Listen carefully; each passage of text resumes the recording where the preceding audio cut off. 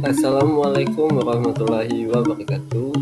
Selamat datang pada channel saya Rahmat Siddiq Febrian dengan NPM A1H02213. Ya, di minggu kemarin kita telah mempelajari tentang manajemen pendidik peserta didik dan sarana prasarana sekolah. Kali ini kita akan membahas tentang materi manajemen peserta didik dasar, menengah, dan tinggi. Selamat menyaksikan. Manajemen pendidikan dasar, manajemen pendidikan menengah, dan tinggi. Pendidikan merupakan landasan penting bagi kemajuan bangsa. Untuk mencapai tujuan pendidikan yang optimal, diperlukan pengelolaan yang efektif dan efisien.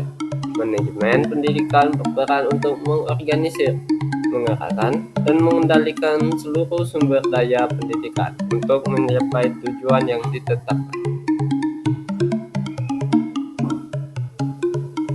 Ya, sekarang kita akan membahas lingkup manajemen pendidikan. Manajemen pendidikan mencapai seluruh aspek penyelenggaraan pendidikan, mulai dari perencanaan, pengorganisir, pelaksanaan, hingga pengawasan lingkup, meliputi kurikulum, penyusunan, pengembangan, dan implementasi kurikulum yang sesuai dengan kebutuhan dan perkembangan peserta didik. Yang kedua, ada tenaga pendidik dan kependidikan, perekrutan, pembinaan, pengembangan, dan penilaian kinerja tenaga pendidik dan kependidikan. Yang ketiga, ada sarana dan prasarana, pengadaan, pemeliharaan, dan pemanfaat sarana dan prasarana pendidik secara optimal. Yang keempat, ada pembiayaan, pengelolaan keuangan pendidikan secara transparan dari akuntabel. Peserta didik, penerimaan,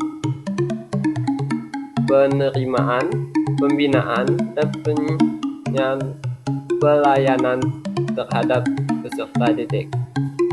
Yang terakhir, ada evaluasi, penilaian terhadap proses dan hasil pendidik untuk mengetahui efektif dan efisien penyelenggaraan pendidikan.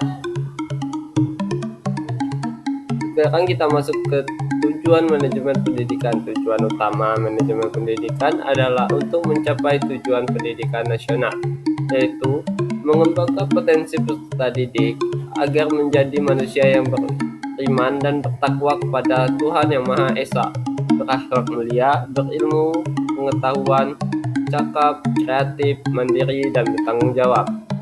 Mempersiapkan peserta didik untuk menjadi warga negara yang demokratis, bertanggung jawab, serta memiliki kemampuan hidup sepanjang hayat.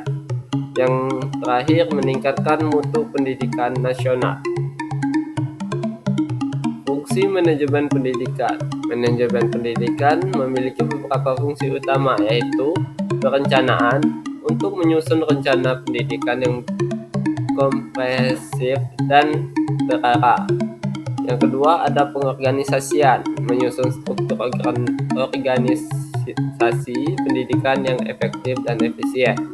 Yang ketiga, ada pelaksanaan, melaksanakan rencana pendidikan yang tersusun.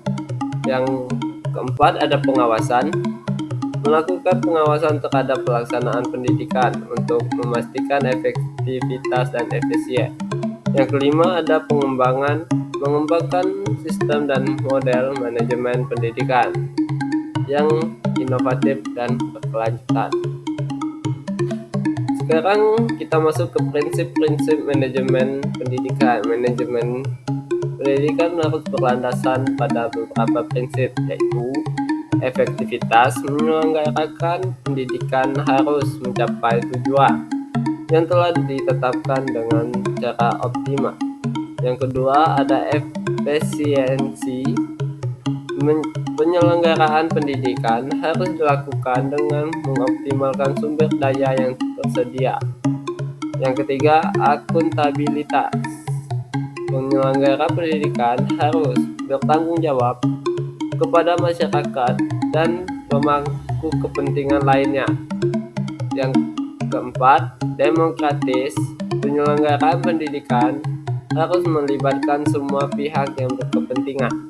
Yang terakhir, berkelanjutan. Penyelenggaraan pendidikan harus dilakukan secara berkelanjutan dan berorientasi pada masa depan. Waktunya kita masuk kepada materi berikutnya, yaitu model-model manajemen pendidikan. Terdapat berbagai model manajemen pendidikan yang dapat diterapkan, antara lain model sentralisasi. Pengelolaan pendidikan dilakukan oleh pemerintah pusat. Model desentralisasi, yaitu pengelolaan pendidikan dilakukan oleh pemerintah daerah. Model otonomi. Sekolah diberikan kewenangan untuk mengelola peserta didik secara mandiri. Ya, itulah tadi adalah materi yang sudah saya bawakan. Sekarang saya akan menyimpulkan dari materi-materi yang telah saya bawakan tadi.